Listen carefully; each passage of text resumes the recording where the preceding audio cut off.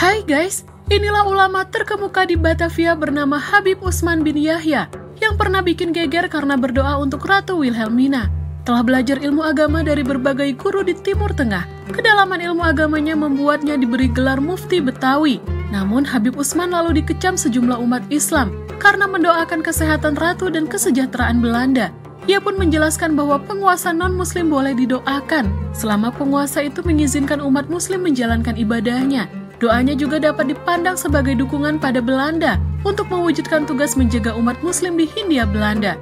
Doa untuk Ratu pun sebenarnya bukan atas inisiatif Habib Utsman, melainkan dari permintaan residen Batavia. Meski tak semua orang menerima pembelaannya, tak sedikit pula yang membelanya. Hingga kini Habib Utsman tetap dihormati sebagai ulama terkemuka Betawi.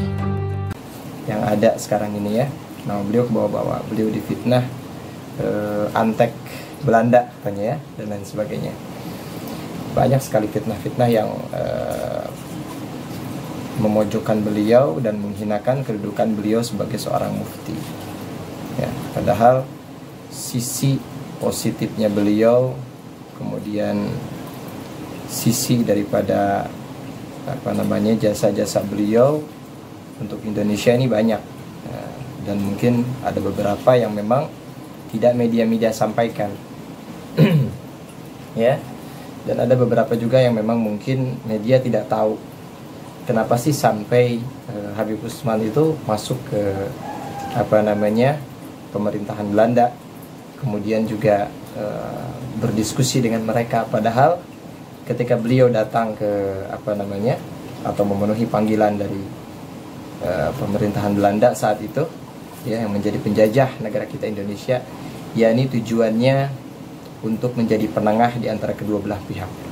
Dan juga yang mana kita tahu, kalau misalkan seumpamanya tidak ada sosok ulama yang masuk ke dalam seperti itu, otomatis umat Islam atau seluruh atau umumnya rakyat ya, itu akan menjadi korban. Nah, karena beliau ini seorang mufti, dan gelar mufti itu bukan beliau sendiri yang mengatasnamakan, oh saya ini mufti, enggak gitu ya. Beliau digelari mufti itu karena memang wawasan ilmunya ya yang luar biasa, dan beliau juga pada zamannya itu menjadi gurunya para ulama ya pada saat itu gitu. Jadi kalaupun istilahnya beliau memutuskan untuk masuk ke dalam pun, itu tentunya pasti beliau memikirkan nasib umat Islam yang mungkin pada saat itu susah untuk beribadah ya, sulit untuk beribadah ya, karena diganggu. Sebagaimana kita tahu sekarang, kayak model contoh deh, logikanya gini, sekarang negara yang masih dijajah itu kan negara Palestina yang masih dijajah oleh Israel. Coba kita perhatikan, mereka mau sholat diusir, paham nggak? Mereka mau sholat diusir, mereka mau puasa Ramadan diganggu, dibombardir, dibom ya. Antum bayangin, kita belajar dari negara yang masih dijajah aja dulu ya, jangan kita belajar ke jauh-jauh yang ke jauh-jauh hari yang kita nggak tahu di masa penjajahan Belanda waktu datang ke Indonesia itu. Kita lihat di Palestina seperti apa. Kemudian banyak sekali umat-umat yang korban kan, bahkan dari bayi-bayi aja sampai dibunuh secara brutal gitu. Jadi ala kulli hal seperti itulah faktanya gitu loh ya. Penjajahan itu sadisnya, kejamnya. Nah, maka ketika Habib Utsman masuk ke pemerintahan Belanda itu semata-mata hanya untuk kepentingan rakyat juga, semata-mata hanya untuk kepentingan umat juga, biar ibadahnya tenang, biar rakyat masyarakat tidak ada yang dibunuh gitu ya.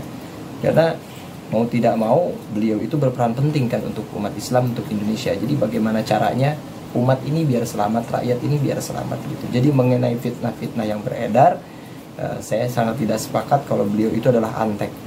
Ini kan fitnah ya. Ya seperti itulah namanya manusia kan, lebih mengedepankan su'don, berburuk sangka kepada seorang ulama daripada berbaik sangka. Kan seperti itu ya. Ya sudah menjadi hal yang biasa dan wajar ketika ada orang yang berpikiran demikian. Padahal dia tidak tahu tujuan ulama tersebut apa gitu. Dan kabar yang ramai dibahas jadi perbincangan juga kan, katanya beliau ini mendoakan Ratu Belanda dengan sehat, dengan panjang umur gitu. Padahal doa tersebut bukan dari beliau Ya, doa tersebut maksudnya bukan dari keinginan beliau sendiri, justru adalah istilahnya orang tertentu yang memerintah beliau gitu, untuk mengikuti doa tersebut. Padahal waktu itu beliau juga tahu akibat daripada doa tersebut ataupun akibat daripada mendoakan Ratu Belanda tersebut akan menyebabkan nama beliau rusak, nama beliau difitnah, dan itu pun terjadi kan gitu. Nah, intinya itu bukan keinginan Habib Utsman sendiri gitu ya. Ala kulli hal, itu adalah dorongan dari fulan ya. Nanti ada ulasan videonya nanti di akhir ya. Insyaallah nanti saya sertakan di akhir. Cuman yang perlu kita dengarkan sedikit ya, tentang perjalanan kisah hidupnya beliau ya. Ini penting banget kita tahu ya. Mudah-mudahan bawa manfaat, bawa berkah buat kita semua, agar kita bisa mengikuti perjalanan beliau dalam menyebarkan dakwah ya, dan mencintai umat Nabi besar Muhammad SAW dengan kecintaan yang sesungguhnya, bukan hanya sekedar cinta tapi banyak mengorbankan nyawa gitu. Jangan ya, cintanya harus benar-benar cinta dengan umat Nabi besar Muhammad SAW, karena Nabi SAW itu sangat mencintai umatnya. Nah, kita pun harus mengikuti apa-apa yang diajarkan Nabi SAW. Oke. Bismillahirrahmanirrahim. Ini adalah kisah daripada Habib Utsman bin Yahya. Di dalam sebagian riwayat hidupnya almarhum Al-Habib Utsman bin Sayyid Abdullah bin Aqil bin Umar bin Yahya, yang jadi mufti di Jakarta, dilahirkannya Habib Utsman di Jakarta tanggal 17 Rabiul Awal tahun 1238 Hijriah. Dan ayahnya bernama Sayyid Abdullah, dilahirkannya di Mekah. Kemudian nama ibunya adalah Aminah bintu Syekh Abdurrahman bin Ahmad Al-Misri. Kemudian sampai kepada usianya Habib Utsman sekitar 3 tahun, orang tuanya yakni Sayyid Abdullah berangkat ke Mekah. Kemudian Habib Utsman dijaga atau dibesarkan oleh kakeknya, yaitu Syekh Abdurrahman Al-Misri. Kemudian diajarkanlah oleh kakeknya tersebut pelajaran ilmu adab ya.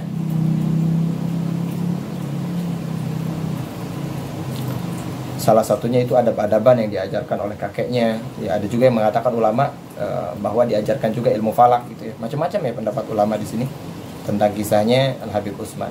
Kemudian setelah gak lama meninggal kakeknya, setelah kakeknya meninggal kepada Allah, kembali kepada Allah Subhanahu wa taala, kemudian Habib Utsman itu sekitar usianya 18 tahun ya. Kemudian Habib Utsman pengen, ada keinginan, ada angan-angan gitu ya, pengen berangkat ke Mekah. Maksudnya yaitu untuk berangkat menunaikan ibadah haji, kemudian juga untuk yang keduanya untuk belajar ilmu, kemudian yang ketiganya untuk mencari daripada ayahnya. Al-Habib Utsman berangkat ke Mekah di bulan Rajab tahun 1257.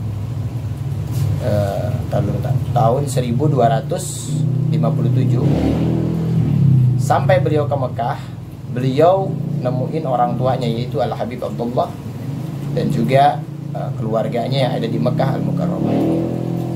Setelah beliau melaksanakan ibadah haji, beliau mukim di Mekah dan juga beliau belajar ilmu kepada ayahnya ya. Kemudian beliau belajar ilmu kepada ayahnya ya, kemudian kepada Sayyid Ahmad Dahlan, kemudian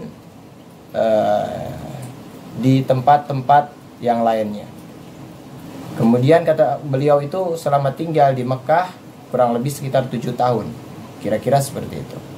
Kemudian setelah dari Mekah beliau belajar ke Hadramaut, dan beliau itu untuk tolab ilmu, berangkat ke sana yakni untuk mencari ilmu pada tahun 1264.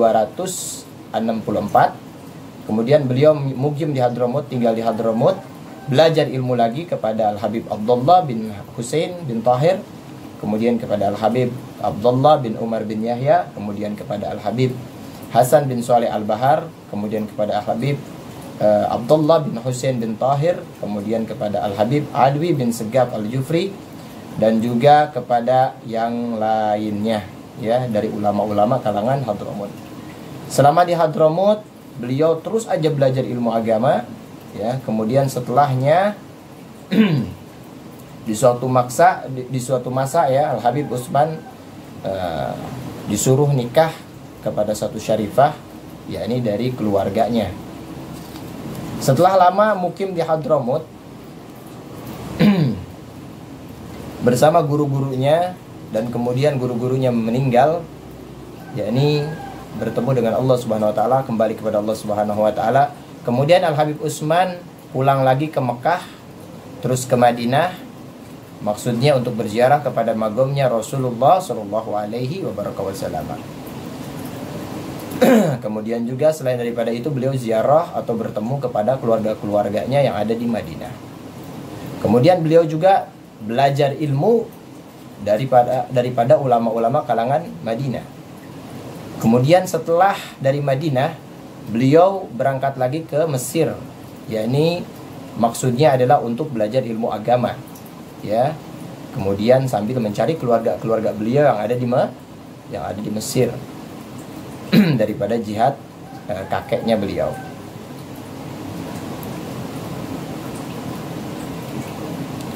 Kemudian setelah ketemu ya daripada keluarganya beliau, terus beliau mukim ataupun tinggal di Mesir sekitar kurang lebih ya 8 bulan ya.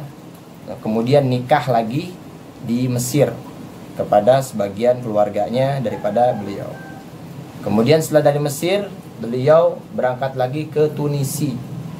Terus mukim di sana sekitar yakni di rumahnya Asyadrul A'zam Fatih Sultan selama di Tunisia kurang lebih sekitar 5 bulan, dan belajar lagi ilmu agama terus-terusan di Tunisia ya. Kemudian beliau ke negeri Jazair ya. Dari negeri Jazair ke negeri Fasi. Kemudian beliau juga berangkat lagi yakni ke daerah tersebut untuk belajar ilmu agama ya dari ulama-ulama tersebut di negeri tersebut ya. Kemudian dari Fasi beliau berangkat lagi ke Tonja. Kemudian sekitar 7 bulan yakni di Fasi, di Tonja. Kemudian beliau berangkat lagi ke Istanbul, yakni ikut waktu itu dengan kapal Turki ya. Terus mukim di Istanbul sekitar 3 bulan belajar ilmu agama di ulama-ulama Istanbul. Setelah dari Istanbul beliau berangkat lagi ke negeri Sam. Maksudnya ziarah kepada Baitul Muqaddas, yakni yang ada sekarang di Palestina ya. Kemudian beliau belajar ilmu agama lagi tuh di tempatnya ulama-ulama yang ada di Syam atau di Palestina ya. Kemudian setelah ziarah setelah menuntut ilmu di negeri Sam, kemudian beliau pulang ke Hadramut, kemudian mukim tinggal di Hadramut sekitar kurang lebih beberapa tahun. Setelah di Hadramut beliau pulang ke Jakarta di bulan Rabiul Awal di tahun 1279. Kemudian beliau Al-Habib Utsman bin Yahya, beliau ketika pulang sampainya di Jakarta itu tidak ada lagi yang dikerjakan selain amar ma'ruf nahi munkar. Banyak kitab yang beliau karang.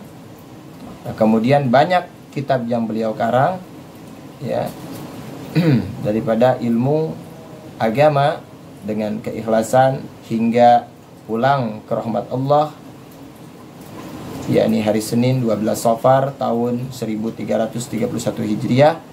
Innalillahi wa inna ilaihi rajiun. Allahumma anfa'na bi ulumihi amin ya rabbal alamin. Jadi ala kulli hal itulah sedikit daripada kisah perjalanan Al-Habib Utsman Mufti Jakarta. Mungkin kalau ada kesalahan dari Al-Fagir ketika menyampaikan sejarah daripada kehidupan Al-Habib Utsman tersebut. Allah berikan ampunan kepada Al-Faqir, karena itu juga kitab yang dikarang itu kan udah agak lama juga ya.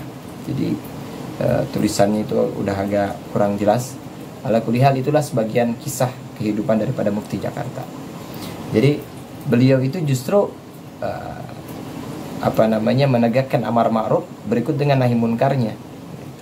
Adapun namanya berita, terkadang kita ini sebagai manusia biasa kadang menerima berita itu mentah gitu ya. Dengan mentah langsung kita terima begitu. Oh ternyata nih sesat, oh ternyata nih oh ternyata antek-antek gitu. Jadi sehingga mengundang fitnah.